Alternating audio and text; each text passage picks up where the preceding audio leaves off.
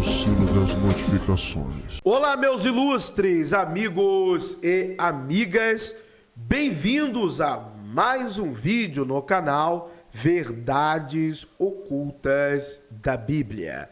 E hoje nós faremos mais um react nesse canal e nós estaremos reagindo ao historiador Henrique Caldeira, do canal Estranha História e também do canal Cortes Estranha História. Então se inscrevam nos canais do professor historiador Henrique Caldeira. E nós reagiremos especificamente a um vídeo em que ele fala acerca do Apocalipse. O fim está próximo. Estamos vivendo os fins dos tempos, nós estamos em um período de um fim eminente, tudo vai acabar de acordo com a interpretação de algumas vertentes cristãs, protestantes, evangélicas brasileiras acerca do livro do Apocalipse. Você acredita que o livro do Apocalipse está se cumprindo?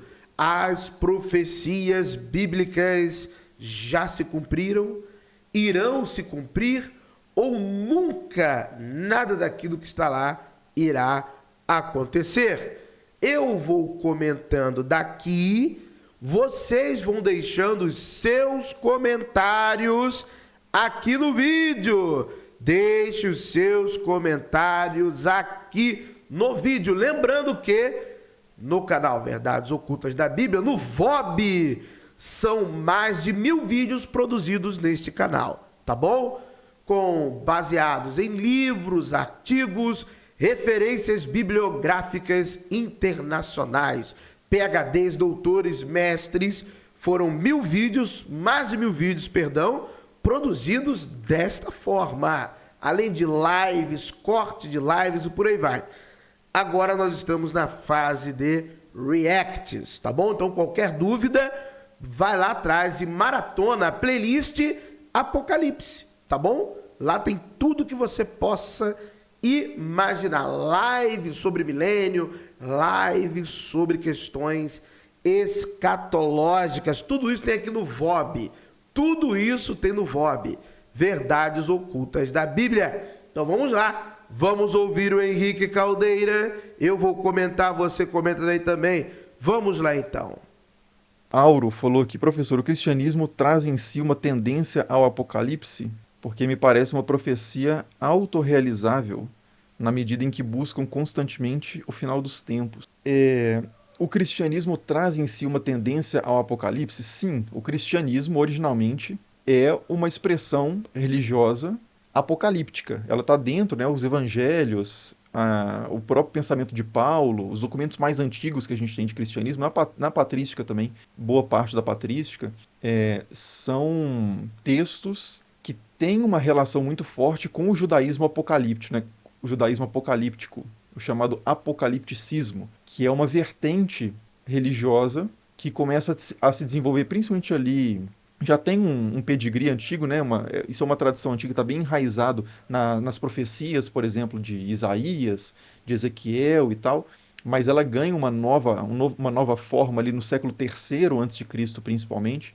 A gente vai encontrar muito do apocalipticismo nos livros de Daniel, no livro dos Jubileus, no livro de Enoque, que são todos dessa época, né? Entre o terceiro e o primeiro século antes de Cristo, e também nos evangelhos, que é a ideia fundamental, básica, né? O núcleo assim, do apocalipticismo é a ideia de que o mundo é governado por forças malignas, inclusive humanas, né? Como imperadores corruptos, governantes opressores e tal, mas a coisa só tende a piorar, as coisas só vão piorar até que venha uma intervenção, quando Deus, de fato, que é bom e justo e perfeito, vai governar de uma vez por todas no lugar dessas forças, né?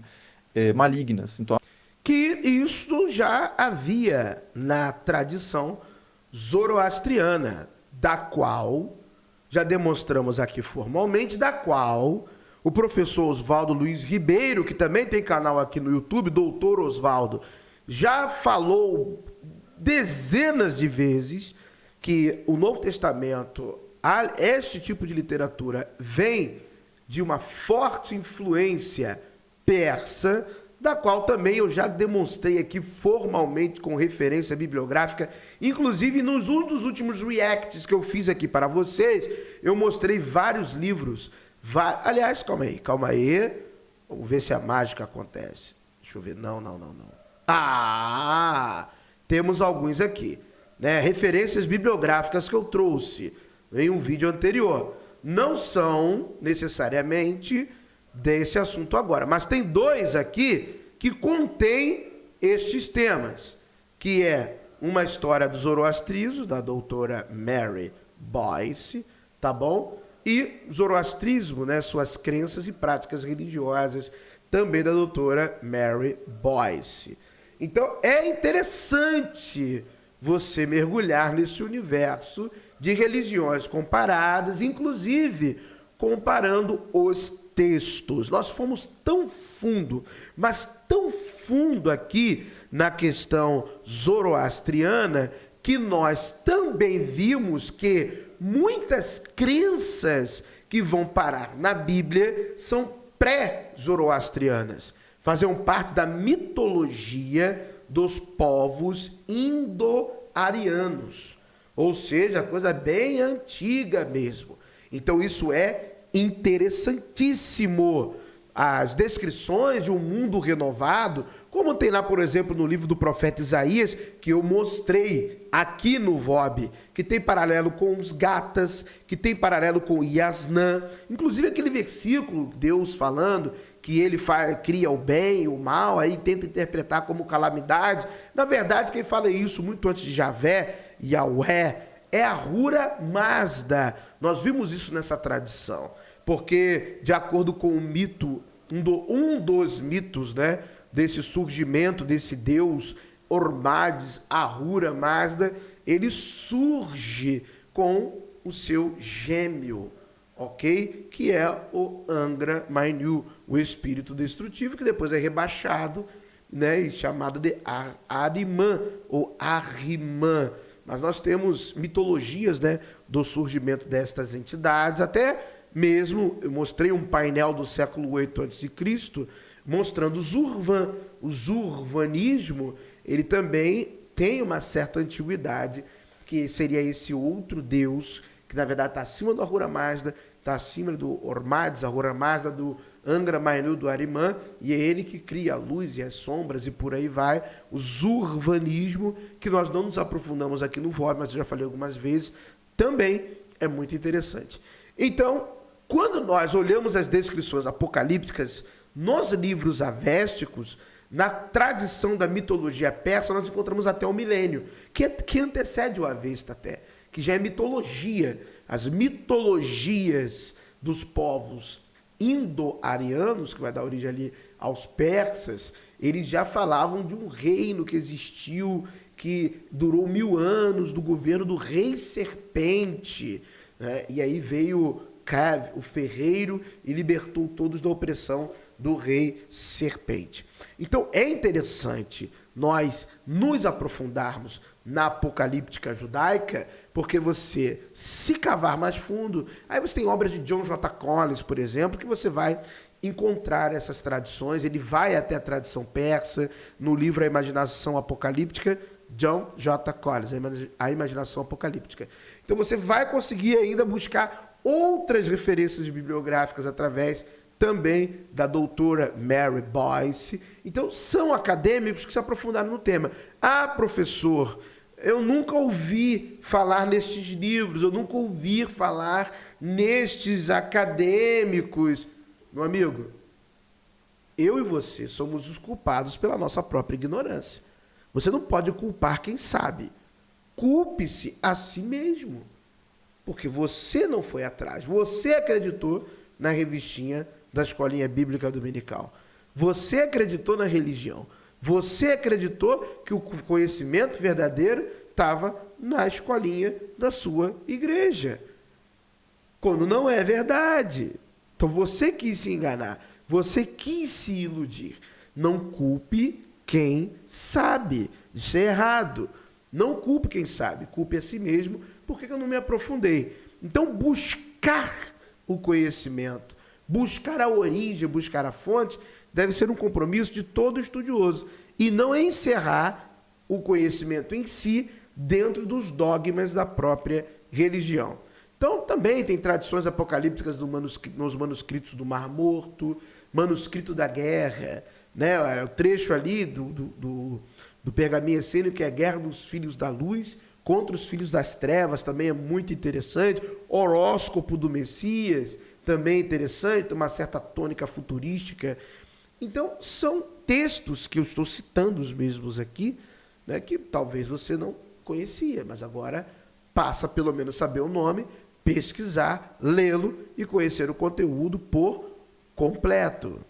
A partir desse ponto, a história dá uma virada completa e as coisas passam a ser boas, né? E a justiça prevalece porque é o próprio Deus que governa, ele reassume, de certa forma, o governo da história humana.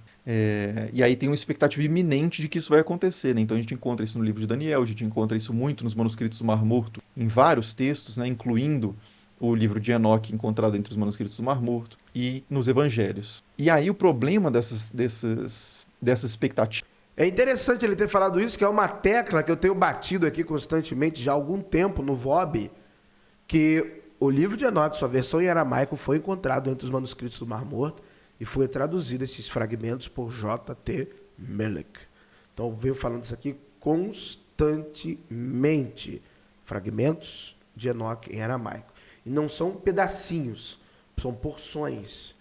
Monta-se quase o livro inteiro, à exceção do chamado livro das parábolas. É que o Apocalipse, para ele ser interessante, para ele de fato ter um impacto na vida das pessoas, e as pessoas, enfim, considerarem relevante ouvir um profeta apocalíptico, o fim tem que estar próximo. Em todos esses livros apocalípticos, o fim está próximo. Porque se o fim estiver distante demais, isso não gera muita... um chamado ao arrependimento, tipo assim, arrependa-se, porque daqui a 5.000 anos Deus está vindo aí e vai consertar as coisas. O cara fala assim, pô, 5.000 anos? Então isso não tem muito impacto. Então o fim está próximo, né? O reino já está... o reino está próximo, está na distância de uma mão, né? Quase se já pode tocá-lo. Então arrependa-se enquanto é tempo. Então isso é a força do discurso apocalíptico. Só que acontece o seguinte, que se a realidade não muda conforme o previsto, você tem que constantemente atualizar essas expectativas escatológicas.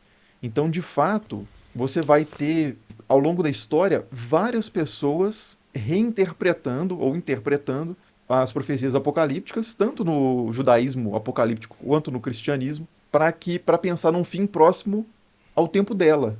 Então, hoje, quando as pessoas falam o fim está próximo, essa fala dessa pessoa, se ela fosse anunciada para uma pessoa do primeiro século, não seria um fim tão próximo assim, né? Porque são 2.000 anos. Mas no primeiro século as pessoas não falavam assim, o fim está daqui a 2.000 anos. As pessoas falavam, o fim está próximo. Como é hoje também, nada mudou. Hoje o discurso evangélico cristão, protestante, brasileiro, pentecostal principalmente, futurista, dispensacionalista, inclusive que até já invadiu a tradição reformada, é que o fim está próximo. Nós fizemos uma aula aqui, no Verdades Ocultas da Bíblia, eu mostrando, período a período histórico, eu mostrei a origem do futurismo, Francisco Rivera, eu mostrei a origem do preterismo, Luiz de Alcazar, eu mostrei como que surge o dispensacionalismo e o futurismo moderno, John Nelson Darby, eu mostrei como isso foi difundido, Bíblia de Estudos Scofield, ou seja, eu demonstrei tudo aqui. Tudo. Dentro do catolicismo, dentro do protestantismo, jesuítas, tudo aqui. Como foi que tudo isso aconteceu? O livro que existe até hoje, de Francisco Rivera, Comentários do Apocalipse do Santo Apóstolo João. Eu mostrei aqui a capa do livro. Falei, o livro existe, baixe, procure, está aí. Mostrei a capinha do livro. Ele resistiu até hoje, está em latim, chegou até nós. De várias ideias que, na verdade, os caras copiavam desse livro, que sobreviveu ao tempo, e colocavam para fora como se fossem interpretações bíblicas, genuinamente falando, ou que a própria Bíblia estivesse dizendo aquilo, e era tudo mentira. Tudo mentira. Então, eu mostrei desde o século VII, as pessoas interpretando lá de maneira diferente, montando escatologia, sempre que é agora, é eminente, não mudou até hoje. Também no tempo moderno, a Segunda Guerra, é agora, é hoje, Adventistas, Testemunho de Jeová, e mais não sei quem, sempre tentando marcar uma vinda de Cristo, um horário, um data, um dia, vai acabar aqui, acolá, dessa forma, desse jeito. Aí depois Segunda Guerra Mundial, Guerra Fria, não sei o quê, blá, blá, blá, e agora também está próximo, não e não. Doa quem doer. Queira chorar quem chorar. Então tem sempre essa questão, né? Isso tem vários grupos religiosos que vão surgir, né? Várias vertentes diferentes do cristianismo e do judaísmo, inclusive, de novo, né? E do Islã também, que vão surgir por causa de interpretações diferentes de profecias que não foram cumpridas. Então esperava-se que tal coisa fosse acontecer, ela não acontece, e aí raramente a pessoa vai falar assim, a gente estava errado. O que acontece geralmente é que a pessoa fala assim, erramos no cálculo, vamos ter que recalcular, porque talvez seja daqui a 1, 2, 3 anos e não hoje. Ou então a pessoa dá uma outra interpretação bem diferente, né? E aí cria meio que um outro grupo. Porque aí você vai ter uma parte dos decepcionados que vai de fato abandonar o movimento e outra parte dos decepcionados que vão se juntar a uma nova esperança baseada numa nova interpretação, né? Então o surgimento das Testemunhas de Jeová tem bastante a ver com isso, o surgimento dos Adventistas do Sétimo Dia tem muito a ver com isso, né? O chamado grande desapontamento e tal. E ao longo da história, né? Mas nos tempos mais antigos também várias expressões, né?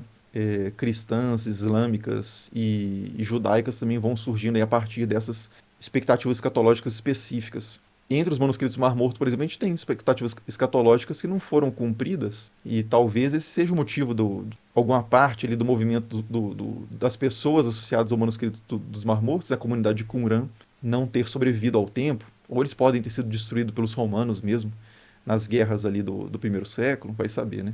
O Sérgio Sacani pergunta aqui. Boa noite, professor. De acordo com os historiadores, os dias de tribulação e o fim do mundo descritos em Mateus 24, Lucas 21, Marcos 13, seriam os dias de invasão romana a Jerusalém, onde houve a queda do templo? As evidências históricas que sustentem guerras entre nações, pestes, fomes no Império Romano, tal como está descrito nesses capítulos? Grande abraço. Se teria então nas descrições de tribulação, nesses versículos, alguma referência à invasão romana a Jerusalém? Acredito que sim, mas não é suficiente, né? O impacto a perspectiva escatológica, a pregação escatológica de Jesus, e que segundo os evangelhos, né, que talvez seja ou não a perspectiva escatológica do Jesus histórico, mas de qualquer forma, de qualquer um desses personagens, é uma pregação, imagina uma transformação do mundo muito maior do que o que acontece com a destruição de Jerusalém, em 70, né? Então, assim, isso aí ao longo da história, diferentes autores, mesmo dentro da tradição cristã, né, vão fazendo diferentes leituras disso, atribuindo alguma parte das profecias da destruição de Jerusalém, como Eusébio de Cesareia faz, e outros colocam isso numa perspectiva diferente, né, às vezes até totalmente deshistoricizada, como se as profecias do Apocalipse fossem uma espécie de modelo que pode se aplicar a vários tempos simultaneamente, né? É mais um modelo, mais um arquétipo do que uma situação histórica pontual, cronológica específica. E é exatamente isto aqui, que ele acabou de falar, que se você começar a estudar religiões comparadas, e caso você faça qualquer iniciação legítima, e se debruce sobre o Apocalipse, os arcanos apocalípticos, é isso que você irá aprender. Estou encurtando 10 anos de estudo para você. Exatamente isso, porque era dessa forma que os escribas pensavam. Era exatamente isso. Como se fosse um mapa cronológico, entre muitas aspas. Você vai entender por que eu estou falando isso? De como funciona uma era, um período, sempre culminando no final, numa grande guerra, com um novo eleito, um novo escolhido, para trazer um novo tempo. Sempre é assim que se pensava. Por quê? Por que, mestre? Por que, professor? Por que, pastor, que você está dizendo isso? É só você ler atentamente. Por exemplo, as tradições do livro de Enoque. Está falando sobre isso. Um novo tempo, uma nova era, O tema é esse: a vinda de um novo tempo. Se você lê os oráculos sibilinos, é isso, um novo tempo, uma nova era. Oráculos sibilinos, livro 3. O rei vindo do sol, que luta contra os reis e poderosos da terra.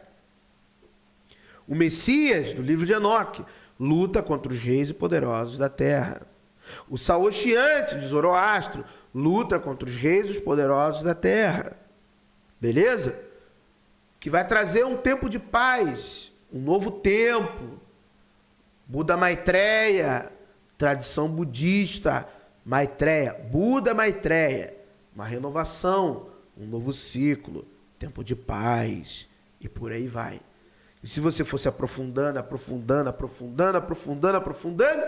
até nas religiões pré-islâmicas, é isso que você irá encontrar. Tem o Garit. O que Baal traz? A primavera, um novo tempo, tempo de florescimento, tempo de paz. O mar será acalmado. A morte já não reinará mais. Ciclo de Baal. Ah, você está achando paralelos com o Apocalipse? Bem-vindo. É isso. Isso, exatamente isso. Então, dentro das tradições iniciáticas, o Apocalipse nada mais é do que um mapa de como funciona uma era. Como é esse ciclo. Uma grande nação perde poder, um reino escolhido se levanta, um outro grande rei, um outro grande governante se levanta.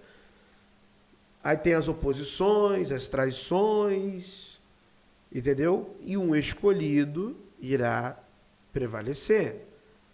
E a ideia é que esse escolhido, o rei vindo do sol, o Messias, Saoshiante, seja alguém iluminado. Alguém que traga a paz augusta, que traga as boas novas. Quarta écloga de Virgílio. Isso também tem na literatura romana. Poesia. Inscrição de Priene. Isso. Esse é o desejo que a mão oculta das grandes sociedades que estavam por trás, dos grandes reinados, impérios, queriam. Era isso que eles almejavam e sempre visavam. Tá bom? A ideia era essa. É só você... Eu estou lhe poupando tempo. Mas você pode gastar muitos anos de estudos, como eu gastei, lendo estas literaturas, como eu li, pagando cursos, como eu paguei, né? Pós-graduando, como eu pós-graduei também, lendo literaturas de diversos povos, até egípcia. E aí para chegar meramente a esta conclusão. Meramente a esta conclusão. O Apocalipse é isso, que escritores da antiguidade já perceberam que literaturas apocalípticas de diversas tradições eram assim. Oráculos de Staspes, por exemplo. Era assim. Era dessa forma. Isso, tem autores antigos que já defendem essa ideia. Então tem várias interpretações, né? Mas assim, pensando se é historicamente plausível que os autores dos evangelhos estivessem pensando na queda de Jerusalém em 70 como o início, pelo menos, do fim, eu acredito que sim. Eu acho que é esse o caso, né? Que os eventos de 70 vão ter um impacto, sim, na escrita dos evangelhos, mas o tempo vai passar e a realidade, na verdade, não vai mudar tanto assim como esperado, né? Então aí essa leitura escatológica vai ser atualizada, né? Vai ser modificada para manter a sua relevância em tempos posteriores, né? Até porque podemos considerar, de uma certa forma, que esse material que nós vemos nos evangelhos pode ser uma profecia, e não necessariamente uma profecia. Nós não temos documentos originais do século I. Nós não temos o Evangelho de Mateus completo com pergaminhos do século I. Aliás, não temos em pergaminhos.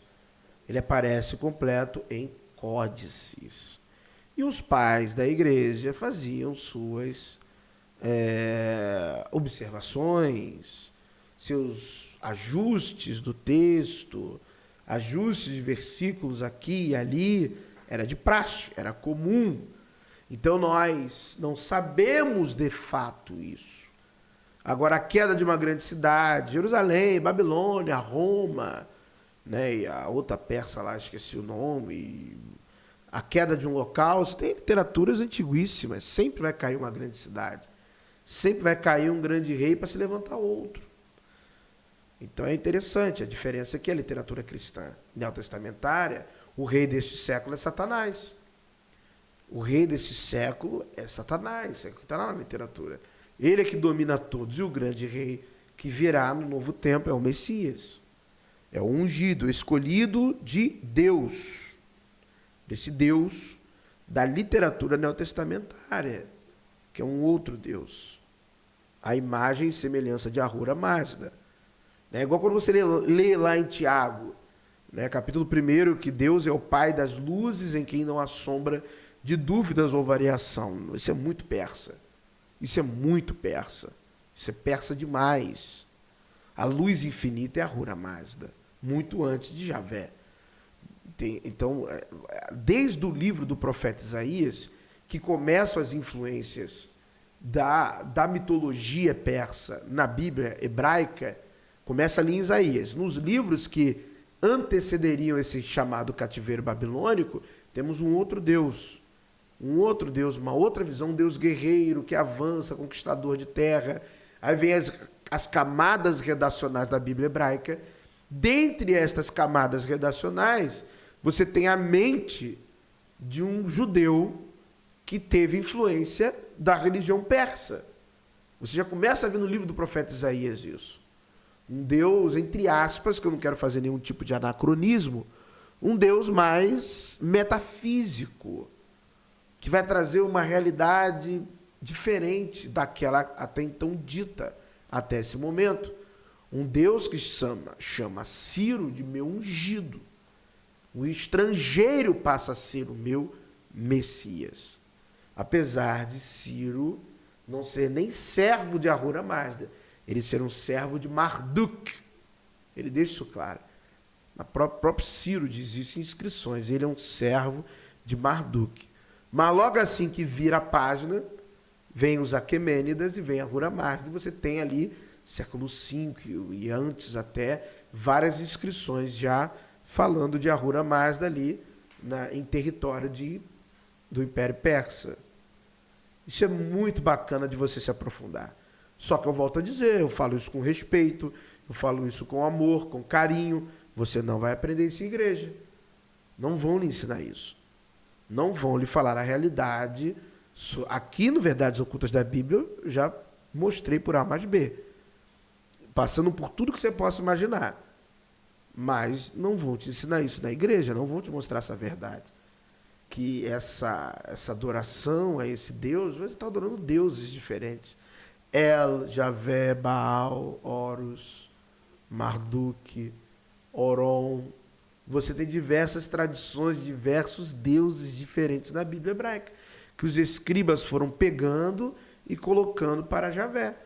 É um Frankenstein, até que chega a Ahura Mazda, que filosoficamente o mazdaísmo ele é mais atrativo, né? Ele tem uma ética, uma moral, e aí que vai vir o zoroastrismo. Isso você vê na própria literatura avéstica zoroastriana, que é a última redação, né? Que o próprio texto chamam eles de adoradores de Ahura Mazda. Os da boa religião, da religião de Ahura Mazda, que é o mazdaísmo. Aí você tem ali textos que são atribuídos a Zoroastro, uma revelação que vem a Zoroastro. Então aí ganha o aspecto de zoroastrismo, que também não foi Zoroastro nenhum que escreveu, foram Zoroastros que escreveram, que criaram, engendraram o texto, deram gênese a ele. E a apocalíptica, o Apocalipse e a apocalíptica no judaísmo, ela é oriunda em grande parte de tradição persa. É só você ler. Pode ler, pode ler. Pode ler tranquilo e se aprofundar mais ainda nisso. Paul DeBrew, Mary Boyce, J. Collins, aquele M. Dalla, e tantos, M.N. Dalla, e tantos outros autores. Você vai ver que o que eu estou falando aqui para você é ponta firme. A tradição do dragão, que eu fiz um vídeo aqui, eu até parei de fazer a série do dragão, mostrando de onde veio as tradições. Começa lá no Arvairã, nossa, lá na antiguidade védica, o dragão é Vritra, olha, aí a gente vai na tradição védica, vem na tradição hitita, e a gente vem vindo, e tem tradição egípcia. Eu parei a série, e até chegar na Bíblia, sempre a fórmula: um campeão que mata o dragão, um deus campeão que mata um dragão, um deus da tempestade campeão que mata um dragão. Sempre é a mesma coisa. Nós vimos a tradição de Javé, Salmo 74, 13, que é uma cópia do ciclo de Baal. Que Baal também é uma cópia de uma outra tradição hitita, que vai parar ali nos textos ugaríticos. Já existia antes. Que a gente vai rastreando isso até as tradições mais antigas no Oriente. É uma fórmula antiga. Então, o dragão, meu amigo, a serpente, Satanás, Apocalipse, são construções mitológicas e arquetípicas. Tá bom? É isso que é. Ah, mas não é assim que eu aprendi. Não é um problema meu, é um problema seu. É um problema seu. Ah, mas não tem nada a ver com isso, tá bom? Então, você que assistiu o vídeo até aqui, digita aí: não vai acontecer. Só escreve isso. Só essa frase, ó: não vai acontecer. Tá bom? Você chegou até aqui, pegou, aprendeu aqui, então só escreve assim, ó: não vai acontecer. Esse planeta, ele vai acabar. Se o meteoro bater aqui, ele acaba. Ou quando o nosso Sol, que como toda estrela, vai se tornar uma gigante vermelha, vai consumir, quando se expandir, todos os planetas que estão à sua volta, vai torrar todos nós aqui, depois ela vai explodir, né? Vai gerar aí uma explosão, uma supernova, se eu não me engano, não estou muito por dentro da linguagem astronômica, gerando até novos sistemas, novos planetas, novos sistemas, isso em um período de milhões e milhões de anos novamente. Tá bom? É assim que funciona. Então, vai acabar o mundo, vai vir o fim? Vai. Dizem nossos cientistas que há 4,5 bilhões de anos é que o nosso Sol vai se consumir totalmente. Então, falta muito tempo. Então, a gente vai passar, nós, espécie humana, nós iremos passar, com certeza, e o planeta Terra ainda continuará existindo até que o Sol torne-se uma gigante vermelha, e aí torra tudo, depois explode e depois gera novos sistemas, novos planetas, novas luas e por aí vai. Tá bom? Valeu, rapaziada. Muito obrigado por terem assistido a mais um vídeo no canal Verdades Ocultas da Bíblia, conhecido como VOB. Esse aqui é o Henrique Caldeira, baita historiador. Se inscreva no canal Estranha História e Cortes Estranha História. Que o verdadeiro Deus abençoe a todos. Calma. Meu amigo ateu e meu amigo agnóstico, minha amiga, você já estava reclamando. De novo, todo dia você reclama. Cadê a sua tolerância religiosa? Você tem que me tolerar. Mas, se por alguma razão você não crê em um Deus, em um Criador Supremo, no todo, se você não crê, tá tudo certo para mim. Eu desejo do fundo do meu coração, então, que a sorte e a fortuna lhe acompanhe.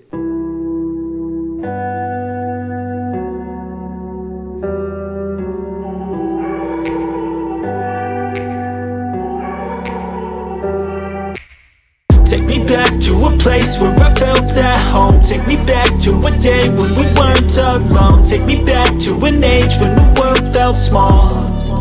Way back before we blew it all. Take me back to